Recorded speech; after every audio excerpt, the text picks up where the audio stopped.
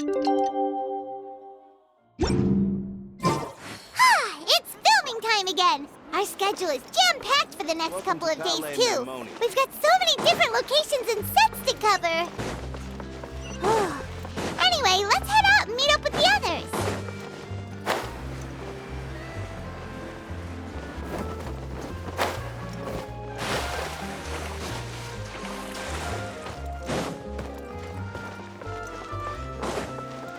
Let's move out.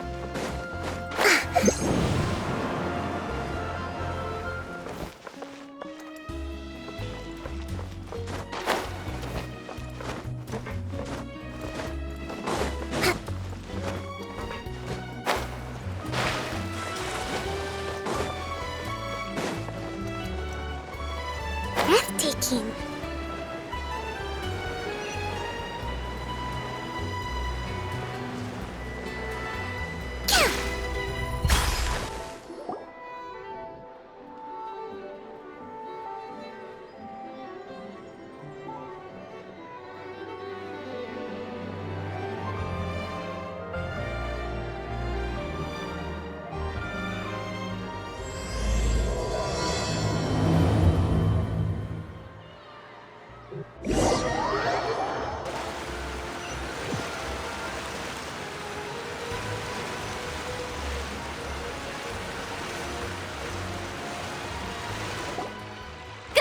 Everyone, we're looking to wrap with our two main ladies today.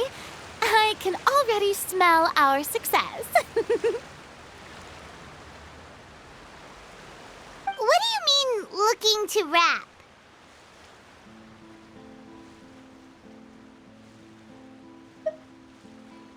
Oh, aren't you the expert now?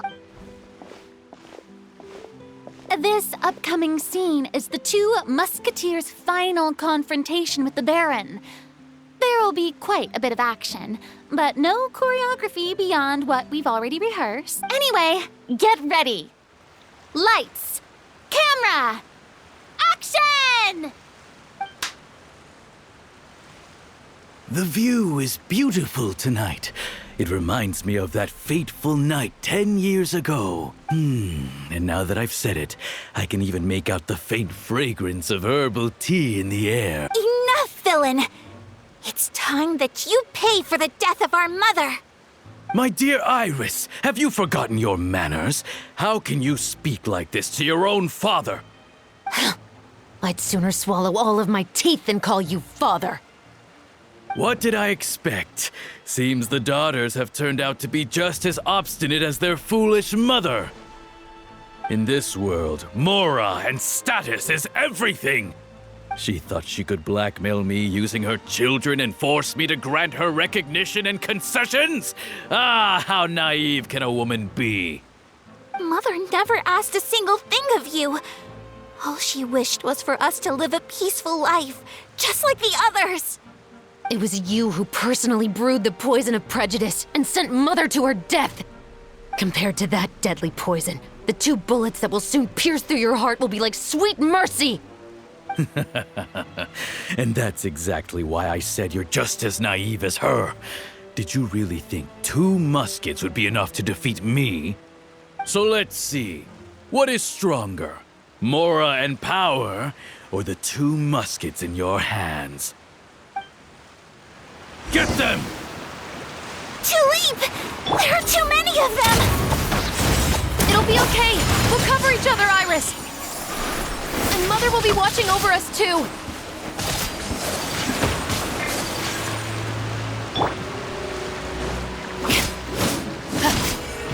Drop your weapons!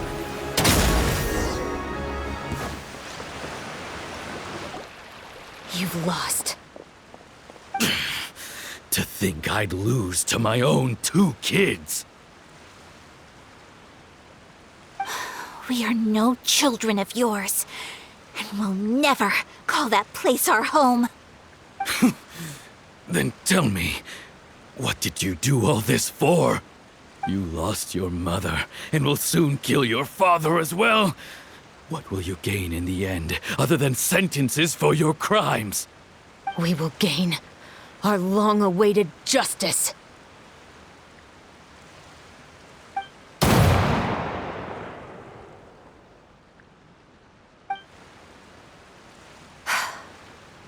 It's over.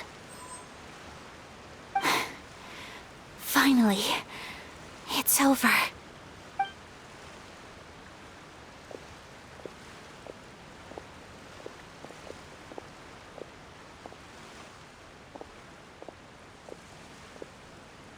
So, where will you go now, Tulip? I'm not too sure, Iris. Maybe somewhere with lots of flowers? After all, Mother always did love going where the blossoms were. What about you? I want to go visit Mother's grave. Yeah, that's not a bad idea. Huh? Tulip, look! What is it? It's Mother's favorite. The rainbow rose. Look, it's blooming again.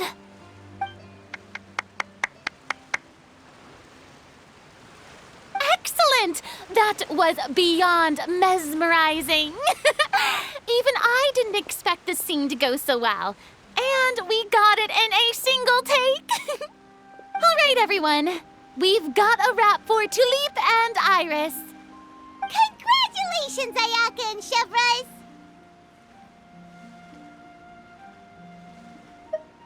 Thank you. I didn't expect our parts to wrap so quickly. I wish I could savor the experience for just a bit longer. Paimon totally understands.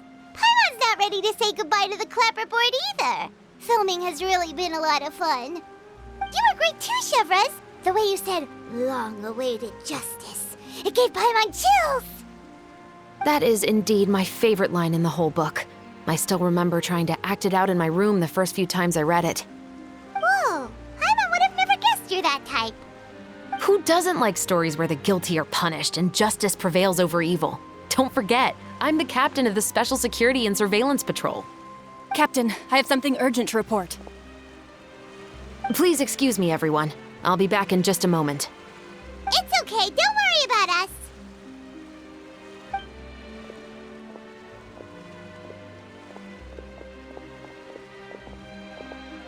Oh? Was she whisked away by work already? I was just about to tell her how great she did. It seemed like some urgent official business. Then perhaps we should thank the stars that we were able to wrap both of your parts so quickly today. Switching around the filming schedule would have been a real pain. Anyway, I actually came over to let everyone know that we're all done for today. You can go home and get some rest.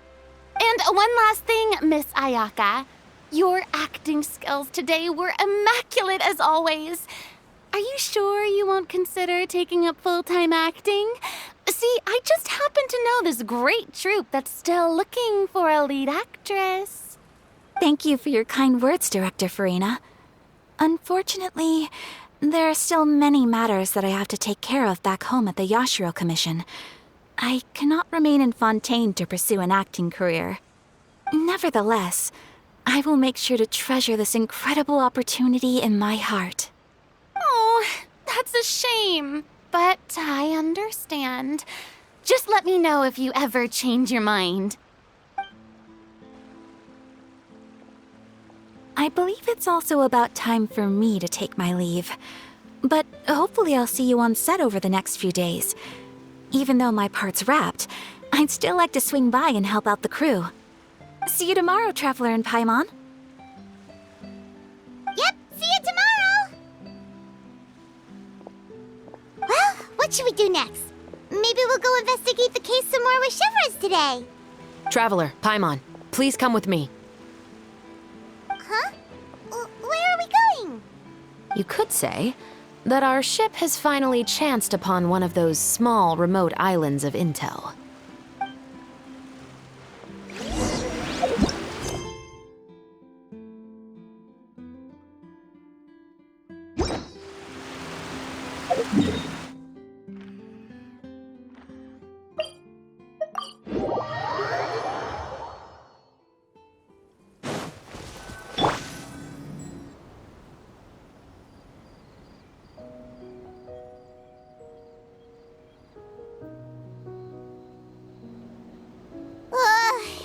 Paimon's exhausted. Paimon definitely didn't expect having to float this far after a full day of filming.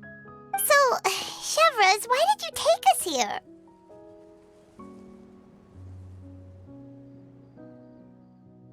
Affirmative. It wasn't anything conclusive, but it should show us a clear way forward. Have you ever heard of someone by the name of Emily? Oh, you mean that famous perfumer? She's a good friend of mine. She's lent me her aid several times in the past to resolve some difficult cases. After I discovered the rainbow rose at the scene of the murder, I sent it to her. After all, she's probably the foremost expert on flowers and scents in all of Fontaine. And then? There was nothing remarkable about the flower or the trace amounts of soil left on it. But according to Emily, the rainbow rose left by the killer was derived from a very rare cultivar. Huh. Paimon didn't know that there were different varieties of rainbow rose. Paimon just thought they grew everywhere in the wild. Flowers that are deliberately cultivated will always show some different features from those that bloom in the wild. We already knew that the rose left at the scene belonged to a special cultivar, but with Emily's expertise, we were able to pinpoint the place where it was first picked from. Oh, Paimon gets it now. So whoever first planted that rainbow rose was probably the killer. Precisely. And after we checked what we learned against some sales records from the past, we discovered that there's only one person in all of Fontaine who could grow and sell this specific cultivar. Really? And who is it? It's the novelist. But didn't you say he had an alibi? To be clear, I haven't changed my mind about him. I still don't think he was the one who pulled the trigger. However, that doesn't mean the true culprit never visited him at his home or never purchased a rainbow rose from his garden. Whatever the case, we will have to confirm a number of things with him. So you mean the next place we need to go is... Yes, we're going to pay him a visit at his home.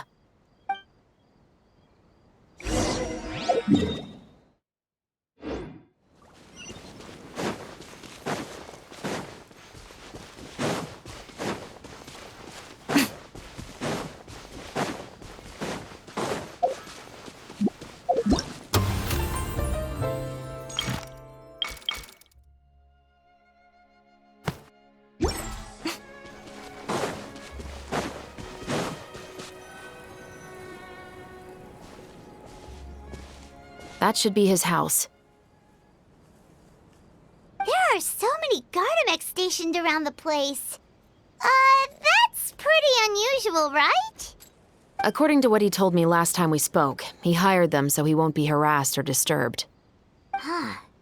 So there are a lot of flowers in his garden, but Paimon doesn't think we'll be able to pick one without alerting the Gardamex. Right, which is exactly why I think there has to be a special connection between him and the killer. So, should we knock? Just wait here for now. I'd like to take care of a number of those Gardamex first. But they're so far away. How are you planning to do that? Don't forget, Paimon, I'm actually the real-life captain of the Musketeers.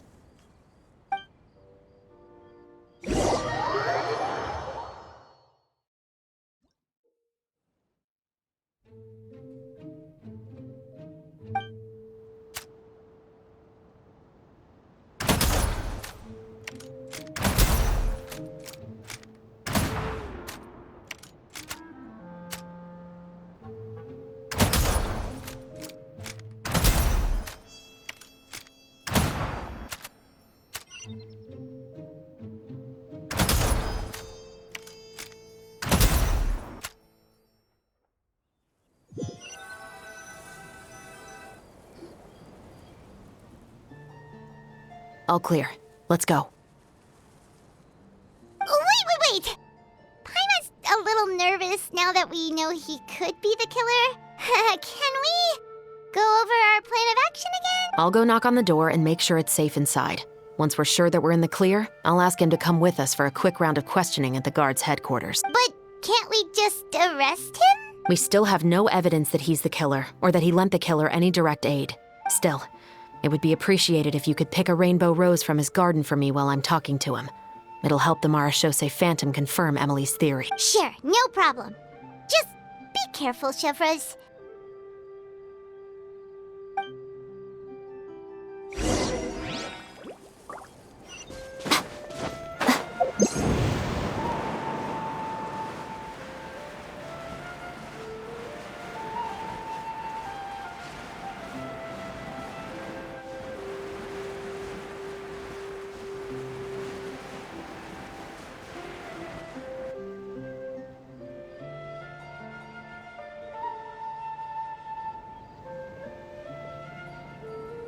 Excuse me, Mr. Baptiste, are you home? Who could it be at this hour? Oh, it's you, Officer Chevreuse. Would you mind accompanying me to the guard's headquarters, Mr. Baptiste? We would like to ask you some questions about a case. Oh, is it still regarding the murder case from before? I cannot confirm or deny that at this time. So it is then. Listen, I need you to come with me, Mr. Baptiste. Miss Chevreuse, I'll save you the trouble. Oh, and you two over there? There's no need for you to pick my flowers either. It's not time for them to bloom yet. Oh! Okay.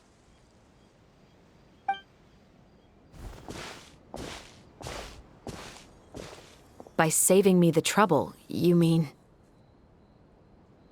I will confess, I was the killer. Huh? He just admitted he's guilty! Please relax, everyone. I'm not armed.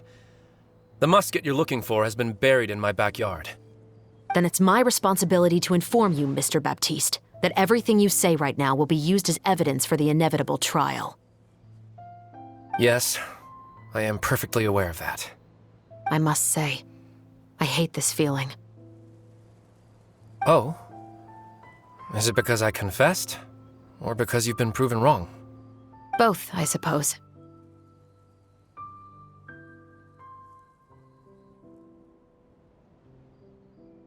For the same reason as the one I wrote out in my novel, of course. I did it to exact revenge. I know you haven't figured out the link between the two of us. Had you done so, I'd have been taken away to the headquarters a long time ago. But that won't stop me from always remembering his grotesque face. After all, he was the one who killed my mother. Your mother is still healthy and well. You know, I was adopted as a child. I was referring to my birth mother. That was never recorded in the orphanage's records. Please forgive a 6-year-old child for concocting some lies to protect himself after watching his mother die right in front of him. So, your novel, it was like a record of your life? No, of course not. It was a work of fiction with many embellished parts. But I am indeed the illegitimate son of a wealthy and influential man who abused his power to murder my mother. That part was 100% real. But the man you killed didn't have a Mora to his name. He was a hired assassin, an irredeemable beast who sank his fangs into a defenseless woman just for a few bags of Mora. But if that's really the truth, you wouldn't be telling us any of this now. You still haven't managed to take revenge against your father, the true mastermind behind it all. I never thought I'd hear that kind of thing from the captain of the Special Security and Surveillance Patrol. I'm simply skeptical about your motives. It's simple, really. I've grown tired of everything and don't want to shoulder this burden anymore. You may have considered me too soft to pull the trigger. Well, as it turns out, you are exactly right. I've become overwhelmed by the aftermath of the murder. So you're going to call a stop to your revenge, just like that? The true mastermind is too rich and too powerful for me. I've accepted that I will never be able to avenge my mother alone. And so what? The characters in your book never gave up. Now, Officer Chevreuse, I'm the one who has killed a man, aren't I? Are you trying to convince me to commit another crime? What's your father's name? How do you plan to prove the veracity of all of your claims? Well, I'd like to speak with you privately. Sure. Why don't we speak privately at the guard's headquarters? No, it has to be here. I must ensure that we won't be overheard. Fine. Let's talk here. When I said won't be overheard, I meant by anyone. I would like to speak with you and you alone.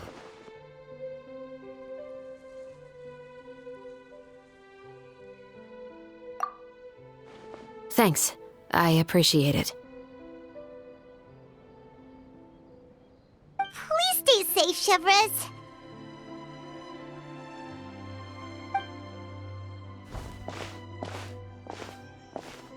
All right. Let's hear it. Will you really believe what I'm about to say?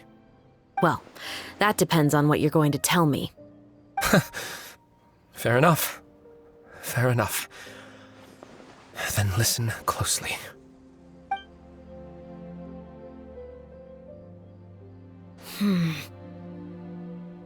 So that's how it's all connected. So, it seems you believe me after all. Do you want me to go public with this? No, of course not. At least, not right now. Then why did you bother telling me? You've read my work. What do you think? Even if you were to go public with all of this right now, he'd simply deny everything. It's been too long. Almost 20 years. Anything that could be used as evidence has long faded away. Even if there might have been a solitary island of truth once upon a time, it has long sunk beneath the waves by now. Justice will never find him. Not if you don't try. I know that as the captain of the Special Security and Surveillance Patrol, you will always stand on the side of justice. But do you really think a cushy life in prison really constitutes justice for him? I bet he could lead an extremely comfortable life in the fortress of Meripede. What are you trying to say? I've been observing you from a distance. Your portrayal of the Musketeer was exquisite. Pull the trigger of justice against him. Let the villain get what he deserves. You want me to let you go so you may complete your revenge? No, Officer Chavras. I know that would be impossible. No. What I'd like is for you to perform the deed on my behalf. Oh, Chevres sure is taking her time. What could they be talking about anyway? Oh, Paimon's worried. What if he decided to attack her?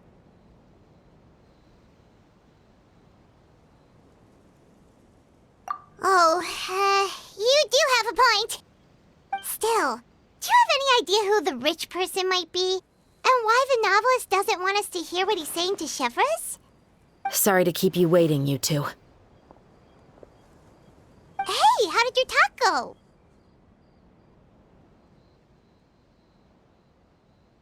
I've already sent someone to escort Baptiste back to the headquarters for questioning. He wasn't lying about the musket. It was indeed buried in his backyard. But what about the name? Did he tell you the name of the rich guy? Yes, he did.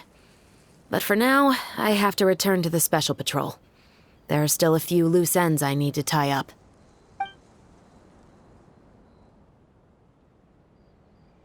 I'll probably be quite busy over the next few days, so apologies if you don't see me on set.